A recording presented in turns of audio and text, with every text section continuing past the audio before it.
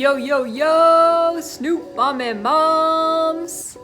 Snoop Mom here. Just wanted to come to you today to talk about a couple of things that I think are incredibly important for you to prepare prior to going into labor. So, us as women, as mothers, have a whole lot to juggle as we are getting ready and preparing for the big day. However, the moment comes when you get through your birth, you're looking at that sweet little angel, and then what? Oh, I'll tell you what.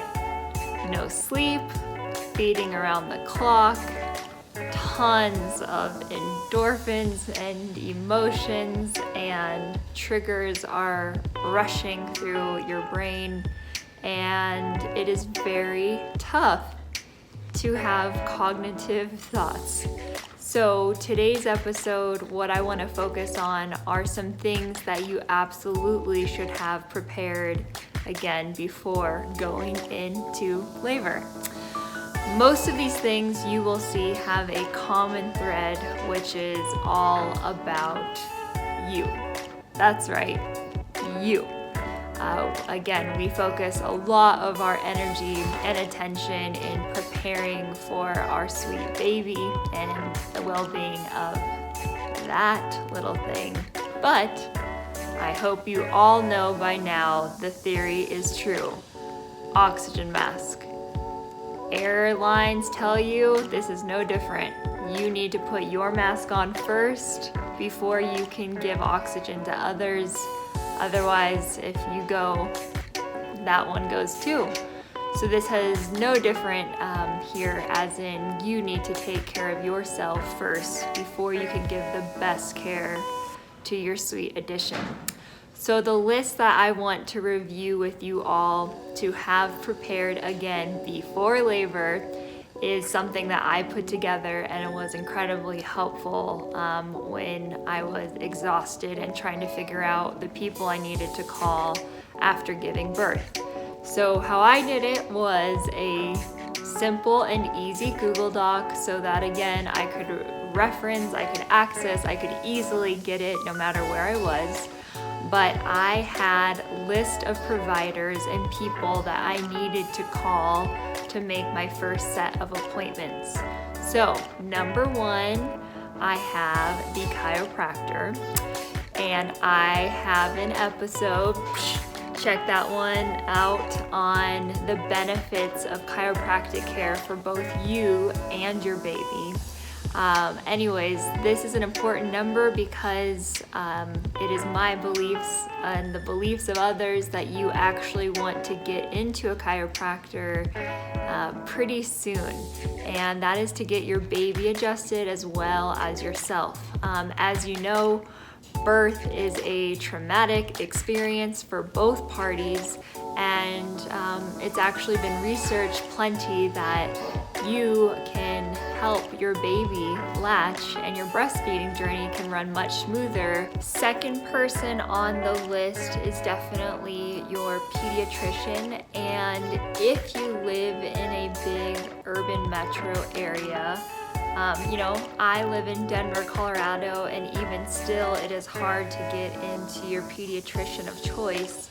So this is something you want to do well in advance of giving birth, because again, you will need to go see that pediatrician immediately after birth. Our office, for example, is so popular that you actually need to register your unborn baby before you give birth to actually be seen as a new patient. So I would start doing some research beforehand. I would give that office a call, let them know your anticipated expected delivery date, and make sure you have that number handy with that doctor's name, because if you're like me, you probably research a bunch of doctors and then time comes and you forgot which one you actually liked. So please add that person to your list. Next is just super simple, but again, having this all consolidated in one place is incredibly helpful, and that is your insurance card and provider. You will have to give this a lot of times to all these new providers for your new baby, so it's so nice to just have your card, your member number, your group ID ready with the number to call in. Again, because you are going to want to add your sweet little bundle to your policy and plan ASAP, and then you're going to need to give that information out ASAP. Next up is Postpartum Doula, and you can check out the episode here on why I think this person is incredible and amazing, someone that I look at as a part of my care team post-birth. And so again, I had this lined up well in advance to make sure that I had a plan in place with the person that I wanted to help me in my healing and recovery process. So again, check out the episode I already recorded for postpartum doulas. And then some other extended members of the team would be Placenta Encapsulation. I did not do this with my daughter. I did do it with my son.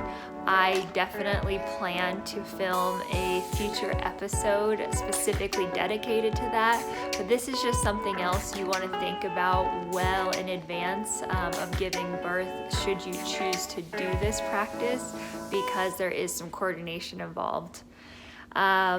Okay, then we've got our pelvic floor therapist, and you can check out that episode back up here. This is a crucial team member in your healing experience, and I cannot urge all of you enough to go seek and find someone that is a pelvic floor therapist to check you out not only before birth but also after birth. And again, you can find that episode, which I will also link below, of why it is imperative to find this person and being able to go get into an appointment after giving birth. The last thing that I want to mention on this whole what needs to be prepared before you go into labor list is a meal train. I think we often underutilize our friends, our family, our network. Listen, people want to help you, especially parents that know what it's like bringing a new baby into the home. One of the greatest gifts you can give is food. Let's get real. The last thing you want to do is prepare any kind of food when it is just hard to sit up in these days to follow. In newborn stage in general, everything is a little more difficult. So again, if you're listening to this and perhaps you're just a friend or a sibling or a parent of someone giving birth, one of the greatest gifts that my friends have provided me is actually setting up the meal train. So I cannot encourage enough to have this prepared well in advance so people can sign up to bring you food in the coming days and weeks after you give birth, and it is one of the greatest gifts that could arrive on your doorstep in this time. So I will also link to some of the meal train apps and websites below.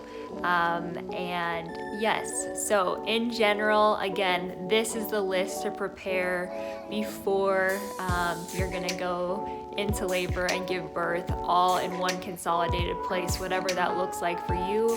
But again, I wish someone would have told me the first time, hey, have all of this easily ready and accessible, because again, it is tough to think about all the things you need to do when you are with a newborn and not sleeping.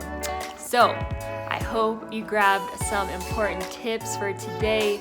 Again, if you find this helpful, if you want to be on this journey with me, to be educated and empowered through this birthing process and beyond, please subscribe, share this video, share this channel. Until the next one, I'm out. Peace.